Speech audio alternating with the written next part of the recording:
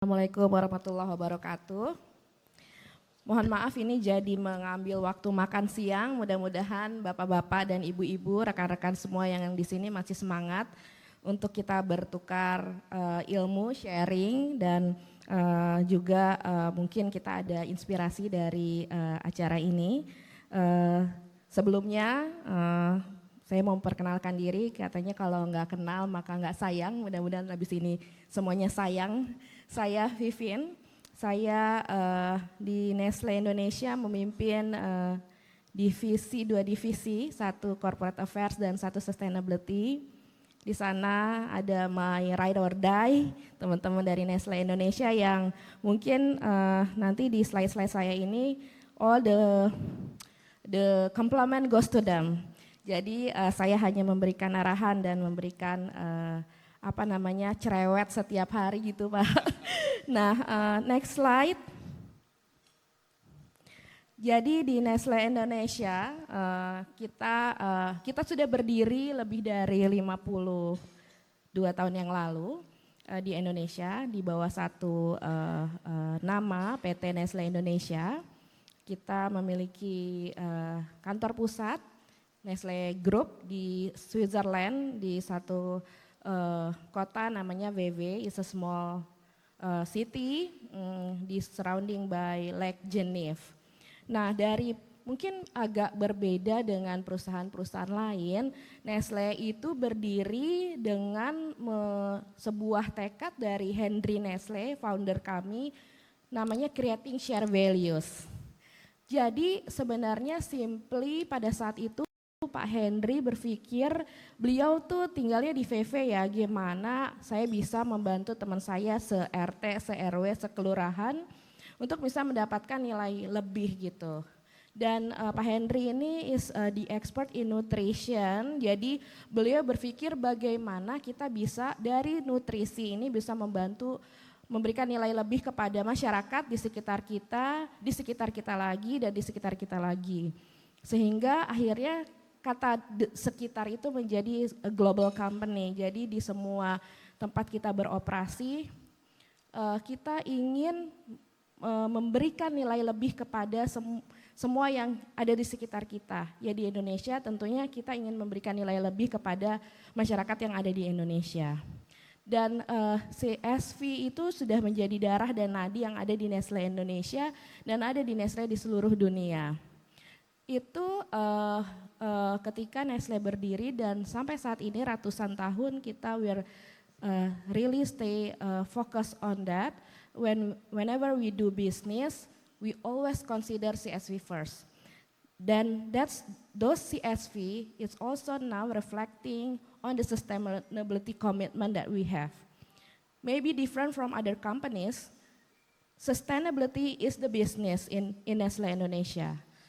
We don't have, yes, I'm leading sustainability, my team ada sustainability team on market, but our sustainability effort is across the supply chain. Whenever we do business, of course we do business, our partners do business with us, Masano do business with us, and we put sustainability in our heart. Thank you Masano for become our partners. I know it's not easy because we always have a compliance, then sustainability is also compliance, then we grow together. Waste for Change is growth with Nestle Indonesia and Nestle Indonesia grow with Waste for Change.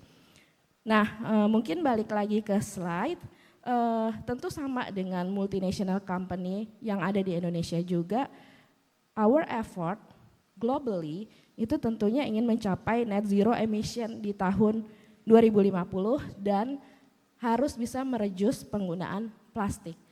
Alhamdulillah sampai saat ini kita sudah zero virgin plastic use. Kita bisa mereduce sampai 0 penggunaan virgin plastik.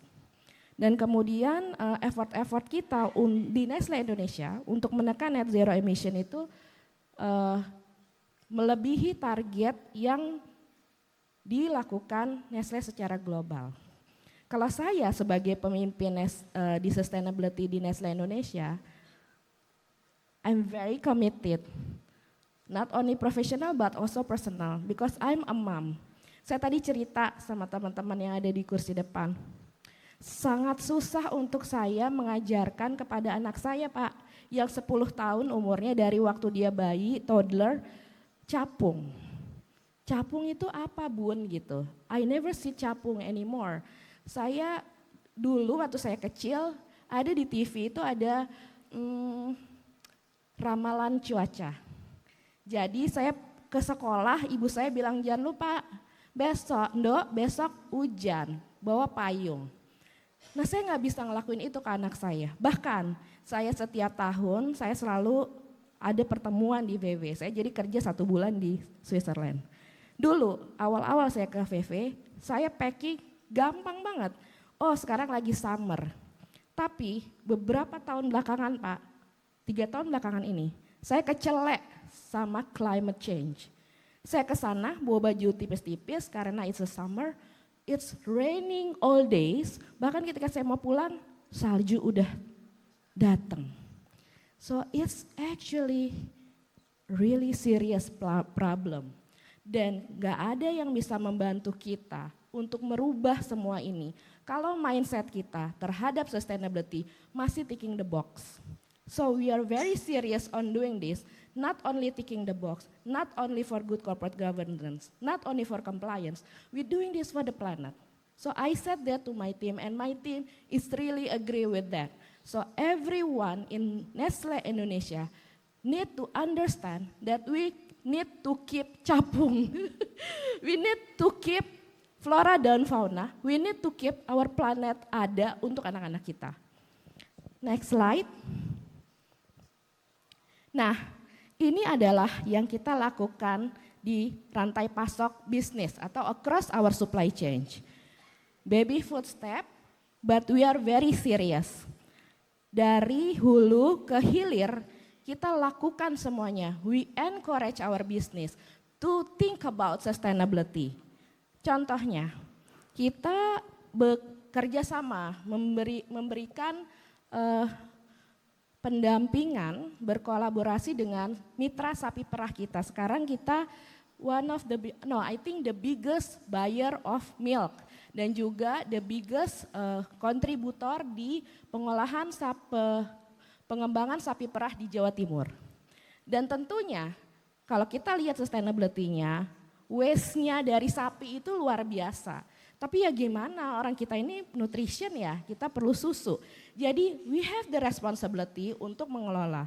Saat ini kita sudah membantu peternak-peternak untuk mendigest waste-nya mereka, waste-nya sapi menjadi biogas yang mereka pakai sendiri untuk sirkular mereka sendiri. Mereka nggak perlu beli gas, mereka nggak perlu beli listrik, bahkan mereka bisa jualan.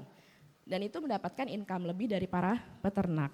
Kemudian di petani kopi, kita ada di Gunung Tanggamus di Lampung, kita melakukan pengembangan namanya Nescafe Plan, itu bekerja sama dengan petani kopi. Petani di sana setahun sekali punya duitnya, banyak banget duitnya. Mereka bisa beli rumah, mereka bisa beli mobil. After that they don't have money anymore. Dan yang kita lakukan adalah mengajarkan mereka untuk tumpang sari. Itu kan kopi itu tinggi ya, jadi di bawah-bawahnya itu bisa ditanamin ada cabai, ada sayuran, ada buah-buahan, sehingga mereka punya living income yang bagus untuk setiap hari. Begitu juga dengan yang lain, di manufacture kita ada biomass boiler, tadi mungkin sebelum sesi saya sudah cerita sedikit, kemudian ada solar panel, dan kita ada reuse, recycle. Di packaging, mungkin Bapak Ibu mudah-mudahan 1-2 ada yang mengkonsumsi produk Nestle, sedotannya melewat awal-awal. Gak enak banget dipakainya.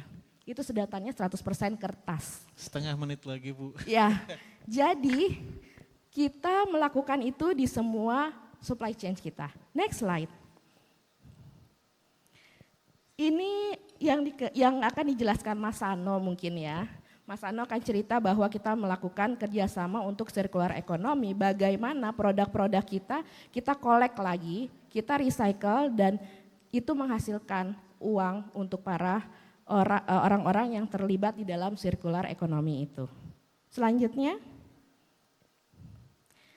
ini untuk kemasan plastik. Tadi saya sudah cerita sedikit. Kita dari desainnya kita desain yang bisa didaur ulang menggunakan bahan-bahan yang bisa di-recycle. Kemudian kita mendukung infrastruktur dengan adanya TPS 3R, mengumpulkan kemasan itu, mengedukasi pilah dan daur ulang, dan kemudian menjadi sebuah produk baru. Hari ini kita ada booth, di situ juga kita ada beberapa produk-produk dari hasil recycle produk kita. Lanjut. Yes, kita percaya sekali bahwa apa yang kita lakukan ini harus bersama-sama, berkolaborasi. Jadi mudah-mudahan hari ini juga kita ada booth dan saya ada di sini, ada rekan-rekan saya juga. Kita bisa menghasilkan kolaborasi-kolaborasi yang baru bersama Olah Karsa, kita selalu berkolaborasi dan semuanya itu untuk kita dan untuk generasi selanjutnya. Terima kasih. Terima kasih, beri tepuk tangan.